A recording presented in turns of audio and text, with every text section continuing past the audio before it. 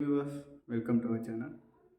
தன்னோட மனைவியை 200 பீஸா வெட்டி கொன்னுட்டு செத்தவங்களால நமக்கு ஏதாவது நல்லது ஏற்படுமா, ஸோ இறந்தவங்களால் நம்மளை பழிவாங்க முடியுமா அப்படின்னு லண்டனில் ஒரு மனுஷன் கூகுளில் சர்ச் பண்ணியிருக்காரு, தன்னோட மனைவியை கொன்னுட்டு. ஸோ இது என்னன்றதை இந்த வீடியோவில் நான் கிளியராக எக்ஸ்பிளைன் பண்ணுறேன். So hey guys, this is Kalaivanan. Let me get in this video.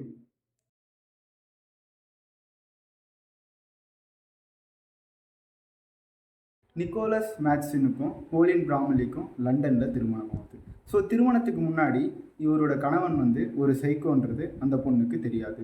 So நாளடைவில் இவங்க ரெண்டு பேருமே ஒரு நல்ல குடும்பத்தை நல்லாவே சந்தோஷமாகவே குடும்பத்தை ரன் பண்ணிட்டு போகிறாங்க. ஸோ சடனாக இவருடைய ஹஸ்பண்டுடைய ஆக்டிவிட்டீஸ் ரொம்ப சேஞ்ச் ஆகிருக்கிறதா அந்த பொண்ணு கண்டுபிடிச்சிடுறாங்க. ஹோலி பிராமலின் அவரோட ஹஸ்பண்டுடைய ஆக்டிவிட்டீஸை நோட்டீஸ் பண்ணி கண்டுபிடிச்சிடுறாங்க. ஸோ என்ன பண்ணுறாங்க, இவங்க கோச்சிக்கிட்டு சண்டை போட்டு ஸோ வீட்டை விட்டு வெளியேறாங்க. ஸோ வெளியேறினப்போ இவர் மேட்ஸின் பின்னாடியே போயிட்டு அந்த பொண்ணை கூப்பிட்டு வந்துடுறாரு. ஸோ கூப்பிட்டு வந்துட்டு இந்த பொண்ணு இல்லாத நேரம் பார்த்து அவங்க வச்சுருந்த ஒரு பெட் அனிமல் இருக்கு இல்லைங்களா, நான் எலின்னு சொல்லுவாங்க. ஸோ அந்த எலியை மிக்சியில் போட்டு அரைச்சி அதை வறுத்துடுறாரு.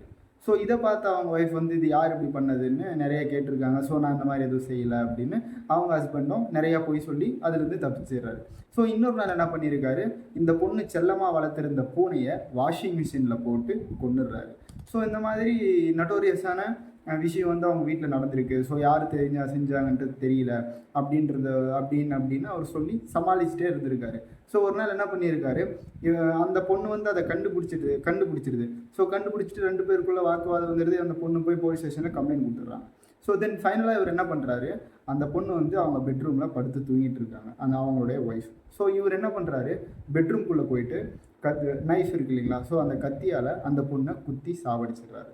ஸோ சாவடிச்சுட்டு அந்த பொண்ணை 236 பீஸா வெட்டி ஒரு கருப்பு கவரில் போட்டு ஃப்ரிட்ஜில் ஸ்டோர் பண்ணிடுறாரு.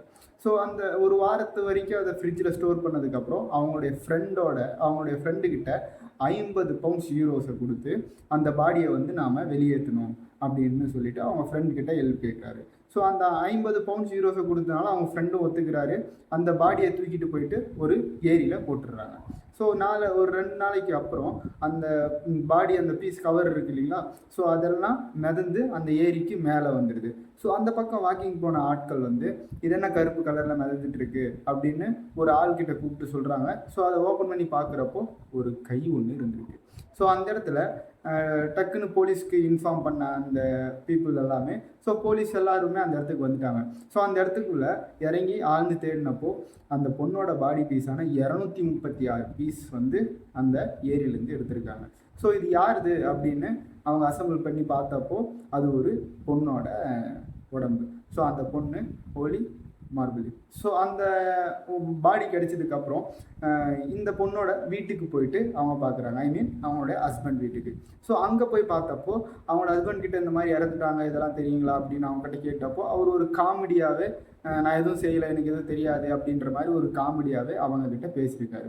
ஸோ இதில் சந்தேகம் அடைஞ்ச போலீஸார்கள் அவங்க வீட்டை சர்ச் பண்ண ஆரம்பிச்சிருக்காங்க. ஸோ தேடிக்கிட்டு இருக்கிறப்போ பெட்ரூமில் ரத்தக்கரை இருந்திருக்கு.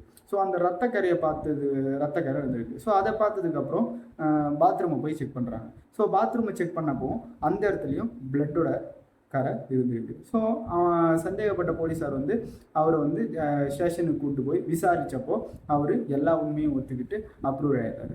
என் ஒய்ஃபை நான் 236 பீஸாக நான் வெட்டி என் ஃப்ரெண்டோட உதவியாக 50 பவுண்ட்ஸ் கொடுத்து அதை நான் ஏறிக்கு போட்டேன் அப்படின்னு ஒத்துக்கிறாரு.